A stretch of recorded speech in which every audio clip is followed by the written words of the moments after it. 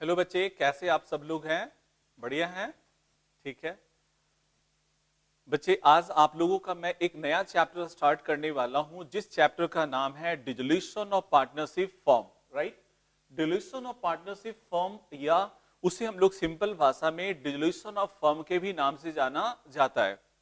बच्चे, आपको ये बता दें कि आप सभी लोगों को आपका बीकॉम पार्ट 1 में आपको 12 चैप्टर्स लगभग पढ़ने हैं, और 12 चैप्टर्स में से आप सब लोगों ने अभी पिछले लास्ट चैप्टर आपने जो कंप्लीट किया, वो आपने चैप्टर कंप्लीट किया था हायर परचेज सिस्टम। क्या पढ़ा था? Hire purchase system. राइट, तो सबसे पहले आज हम सब लोग एक नए चैप्टर जो शुरुआत करेंगे, जिस चैप्टर का नाम क्या होगा? डिसोल्यूशन ऑफ पार्टनरशिप आपका firm, dissolution of partnership firm, या इसी को हम लोग सिंपल भाषा में कहते हैं डिसोल्यूशन ऑफ आपका फर्म के भी नाम से जाना जाता है। बच्चे, ये पहले मन में ये सवाल उठा कि sir dissolution of partnership firm का मतलब होता क्या है? डिसोल्यूशन ऑफ पार्टनरशिप फर्म आपका होता क्या है?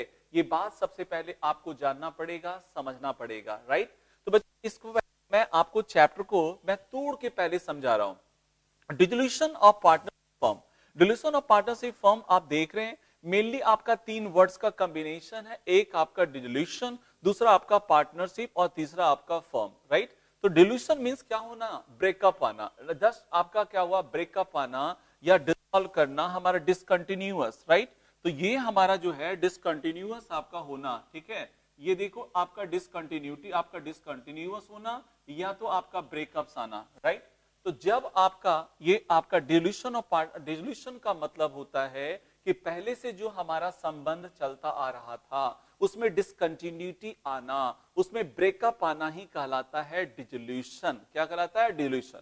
तो डिसोल्यूशन ऑफ पार्टनरशिप फर्म का मतलब ये हुआ कि यदि पहले से हम लोग पार्टनरशिप बिजनेस आपका बिजनेस चलाते आ रहे हैं, या पार्टनरशिप फर्म को हम लोग चलाते आ रहे हैं, तो किसी कारण से उसे हमने यदि बंद करने का फैसला कर लिया, यदि हमें किसी रीजन से हमने उसे शट डाउन करने का फैसला कर लिया, तो वो केस कहलाता है डिसोल्यूशन ऑफ पार्टनरशिप फर्म कहलाता है। Dissolution of partnership firm.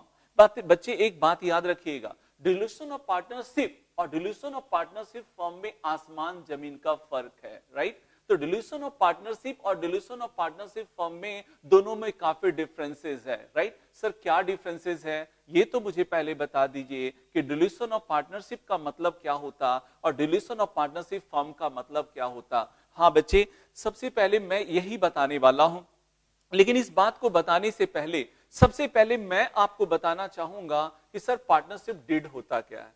आप सभी बच्चे जानते हैं, 11-12 से इस बात को पढ़ते आए हैं कि सर आपका पार्टनरशिप डीड का मतलब क्या है।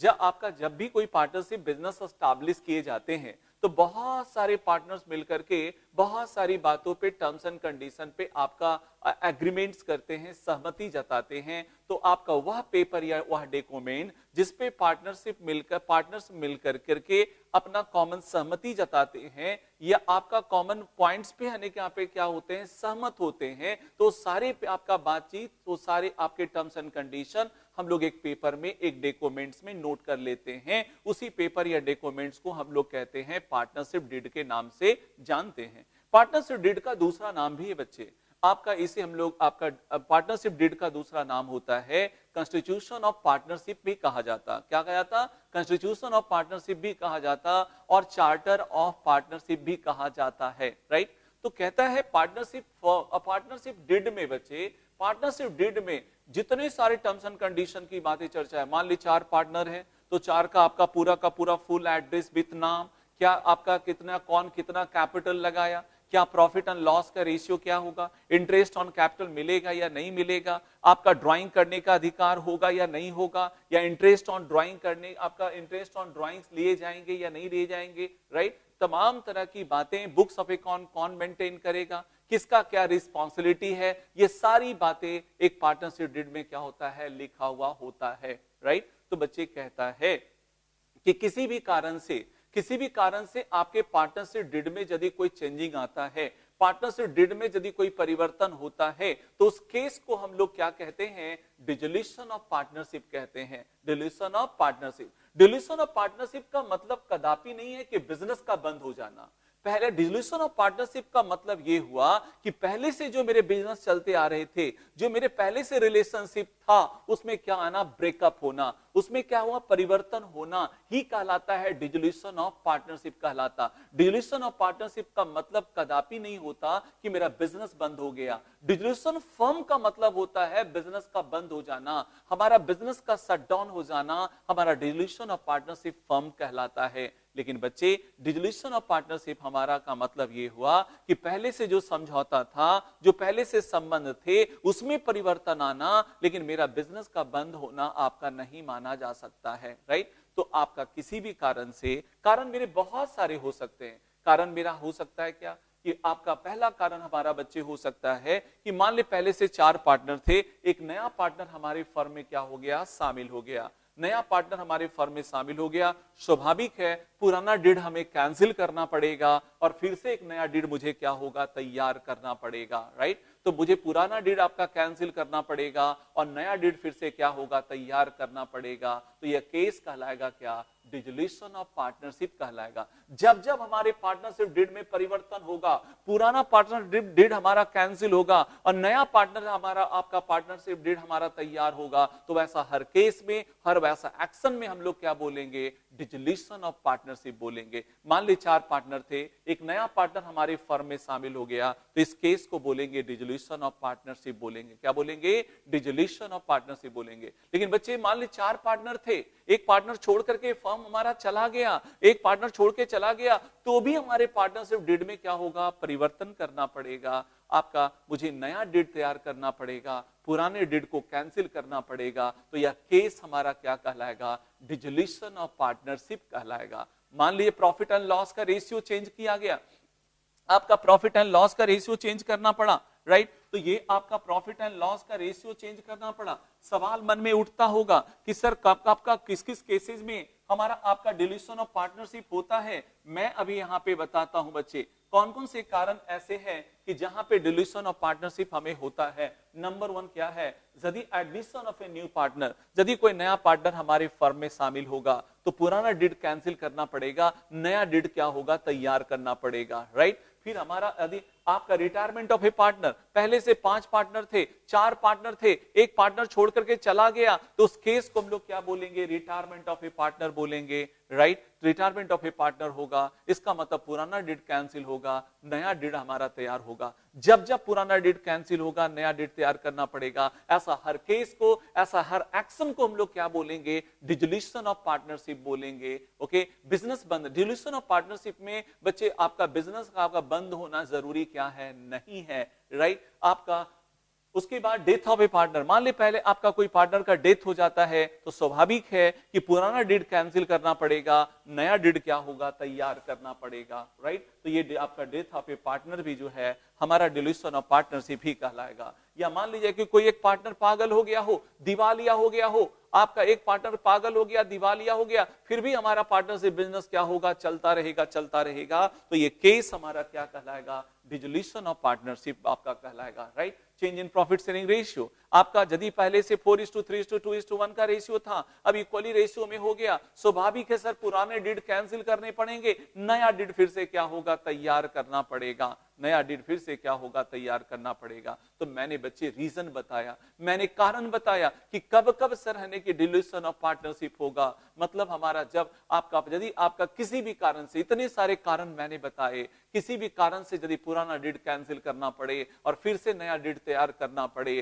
तो ऐसा हर केस को, हर ऐसा एक्शन को हम लोग क्या बोलेंगे, डिसोल्यूशन ऑफ पार्टनरशिप, आपका डिसोल्यूशन ऑफ पार्टनरशिप बोलेंगे। राइट? तो ये बातें अब जरा समझिए, डिसोल्यूशन ऑफ पार्टनरशिप फर्म का मतलब क्या होता। डिसोल्यूशन ऑफ पार्टनरशिप का फर्म का मतलब होता है कि यदि किसी कारण से हमारा पार्टनरशिप बिजनेस भी क्या हो, बंद हो जाए, हमारे बिजनेस एक्टिविटीज को हमें आपका शट डाउन करना पड़े, मुझे बंद करना पड़े, बिजनेस को बंद करना पड़े, तो वैसा केस कहलाएगा क्या, डिसोल्यूशन ऑफ पार्टनरशिप फर्म कहलाएगा। Right? Dissolution of partnership firm कहलाएगा। राइट? मान ली जाए बच्चे, इसके बहुत सारे कारण हो सकते। मान लिया जाए कि सभी पार्टनर मिलकर के फैसला कर दे कि अब मुझे बिजनेस को क्या करना है, नहीं चलाना है, मुझे बिजनेस को बंद कर देना है, तो ये केस मेरा क्या कहलाएगा, डिसोल्यूशन ऑफ पार्टनरशिप फर्म कहलाएगा, right. Dissolution of partnership firm में और डिसोल्यूशन ऑफ पार्टनरशिप में दोनों में आपका स्पेशली डिफरेंसेस यही है कि डिसोल्यूशन ऑफ पार्टनरशिप फर्म में मैं यदि बोलता हूं तो इसका मतलब बिजनेस एक्टिविटीज भी क्या हुआ, बंद हो गया,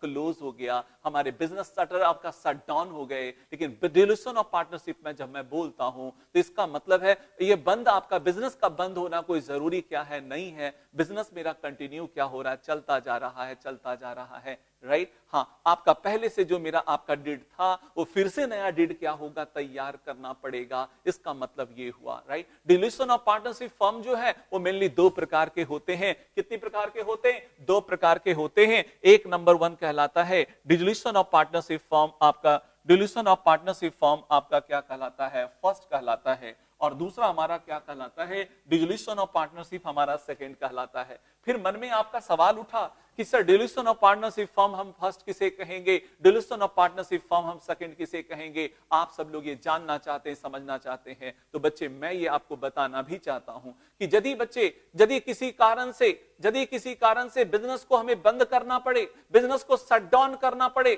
लेकिन आपका यदि मान लीजिए सभी को है कि यहाँ पे सभी की सहमति से, है ना, कंक्लूजन बच्चे मैं बोल रहा हूं कि यदि सबकी सहमति से, सारे पार्टनर्स की रजामंदी से, सारे पार्टनर्स की आपका यहाँ पे सहमति से यदि बिजनेस को बंद करने का हम फैसला करते हैं तो उस केस को हम लोग क्या बोलेंगे, डिसोल्यूशन ऑफ पार्टनरशिप फर्म क्या बोलेंगे, फर्स्ट बोलेंगे। लेकिन यदि किसी एक पार्टनर के दिवालिया होने के कारण, या आपका दो पार्टनर के दिवालिया होने के कारण, या सभी पार्टनर के दिवालिया होने के कारण यदि हमें बिजनेस को बंद करना पड़े तो उस केस को हम लोग क्या बोलेंगे, डिसोल्यूशन ऑफ पार्टनरशिप फर्म क्या बोलेंगे, सेकंड कहेंगे। Dissolution of partnership firm second कहेंगे। बच्चे दोनों में डिफरेंसेस क्या है, डिसोल्यूशन ऑफ पार्टनरशिप फर्म और सेकंड में दोनों में डिफरेंसेस क्या है। डिसोल्यूशन ऑफ पार्टनरशिप फर्म में आपका सबकी सहमति से, अपना स्वेच्छा से सब आपको सभी पार्टनर मिलकर के बंद करने का फैसला करते हैं, जबकि इसमें दिवालिया होने के कारण आपका बंद किया जाता है। तो आपका सवाल उठा मन में सर, मेरा मन में सर सवाल ये उठता है, कैसे हम लोग आपका प्रॉब्लम को समझेंगे कि डिसोल्यूशन ऑफ पार्टनरशिप फर्म का प्रॉब्लम है,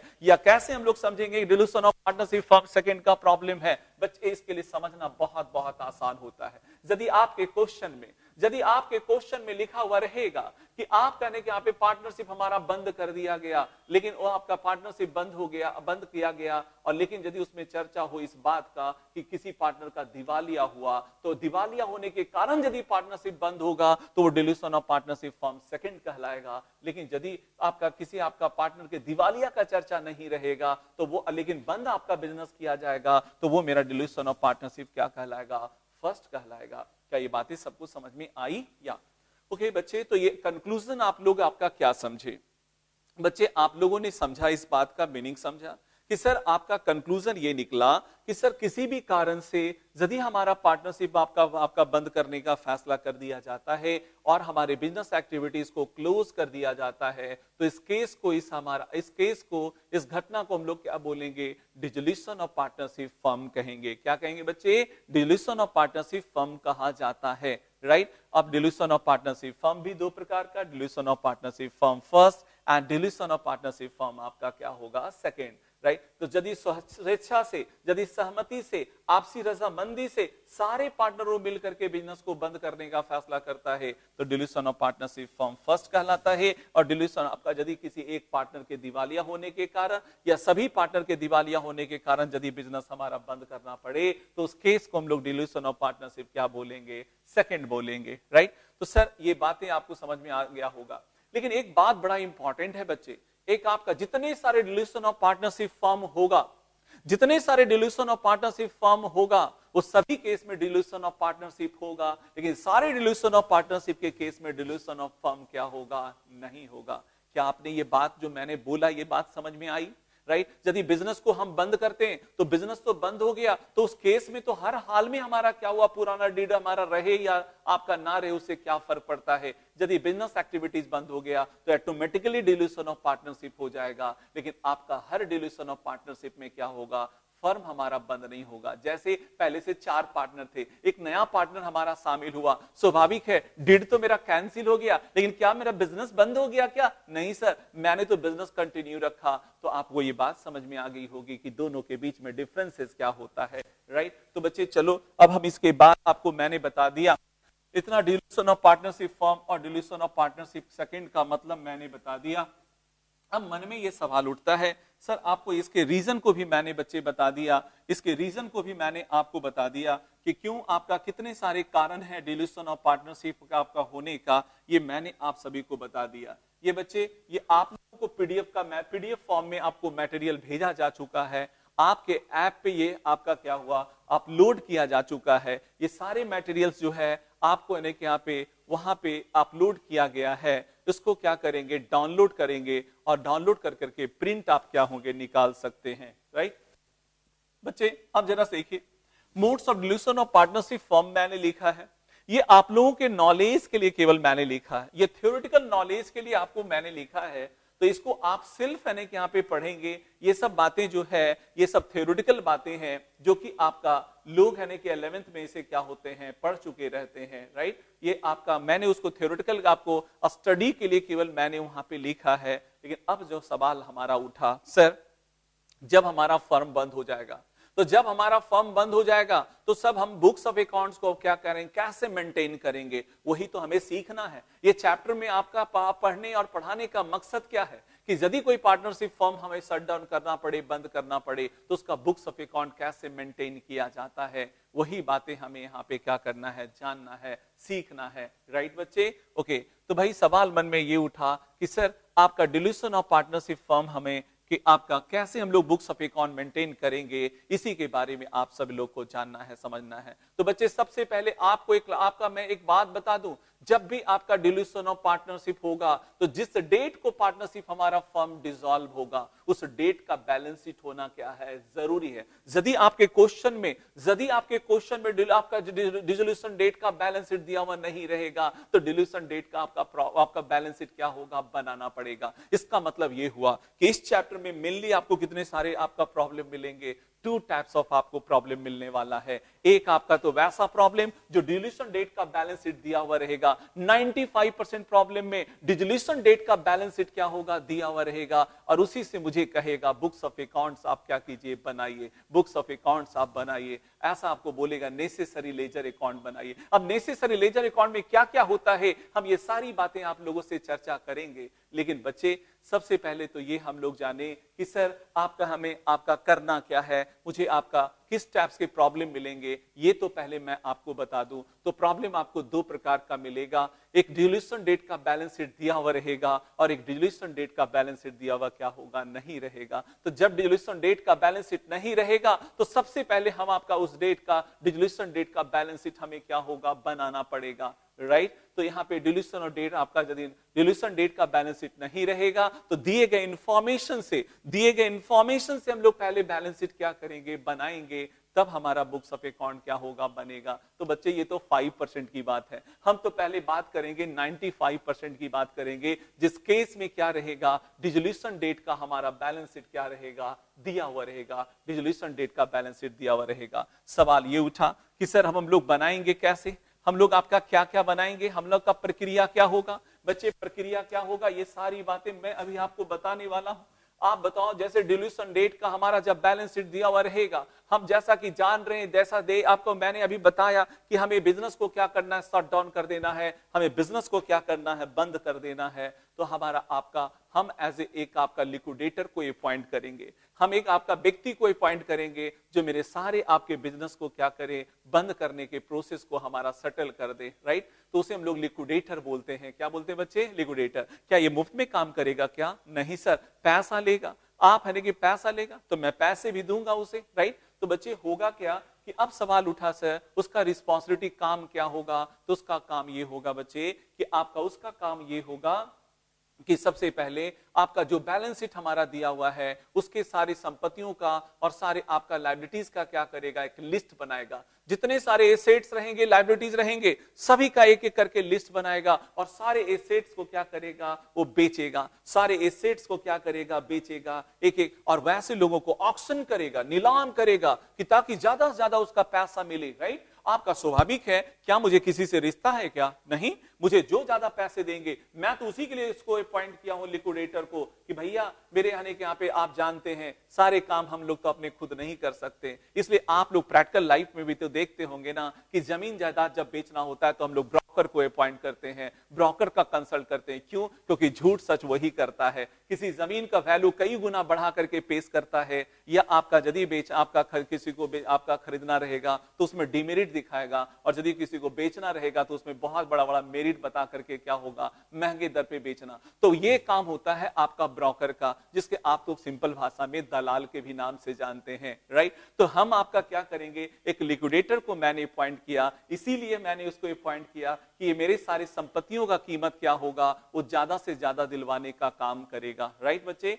तो आपका होगा क्या, सारी संपत्तियों को लिस्ट बना लिया, सारे लायबिलिटीज का एक लिस्ट बना लिया, ओके, और सारे एसेट्स को अब एक एक करके क्या करेगा, बेचेगा, सभी संपत्तियों को बेचेगा, ज्यादा से ज्यादा उसके क्या आएंगे, वैल्यू मिलेंगे, और जो भी संपत्ति बेचने के बाद पैसा आएगा हम एक एक करके सारे लायबिलिटीज को क्या करेंगे, हम पे ऑफ करेंगे, राइट। तो किसी संपत्ति का वैल्यू ज्यादा आएगा, किसी संपत्ति का वैल्यू क्या आएगा, कम आएगा, राइट। तो हमें आपका क्या होगा बच्चे, किसी एसेट्स को बेचने के बाद वैल्यू जब ज्यादा आएगा तो मुझे प्रॉफिट होगा, यदि एसेट्स को बेचने के बाद कीमत कम आएगा तो मुझे क्या होगा, लॉस होगा। क्या होगा, लॉस होगा। बच्चे अब इसी बात को हम आपको कंटिन्यू आपको जारी रखेंगे। अगली क्लास में हम लोग आपको बताएंगे कि आपका कौन कौन से लेजर अकाउंट बनाता है, आपका बुक वैल्यू क्या होता है, आपका मार्केट वैल्यू क्या होता है। ये दोनों बातें हम लोग फिर नेक्स्ट क्लासेस में चर्चा करेंगे, ओके। आपको फिर हम लोग रियलाइजेशन अकाउंट क्या है, पार्टनर्स कैपिटल अकाउंट क्या है, आपका पार्टनर्स लोन अकाउंट कैसे बनाते हैं, और कैश या बैंक अकाउंट कैसे बनाते हैं, हम इसका विस्तार से क्या करेंगे, चर्चा करेंगे। क्योंकि यही सबसे नेसेसरी लेजर अकाउंट में हमें बनाना क्या क्या पड़ेगा, number 1 realisation account, number 2 partners capital account, और साथ में बनाना पड़ेगा पार्टनर्स करेंट अकाउंट बनाना पड़ेगा आवश्यकता पड़ने पे, फिर पार्टनर्स लोन अकाउंट या कैश या बैंक अकाउंट। तो इसके बारे में पूरा विस्तार से हम लोग फिर चर्चा करेंगे वो नेक्स्ट क्लासेस में, ओके।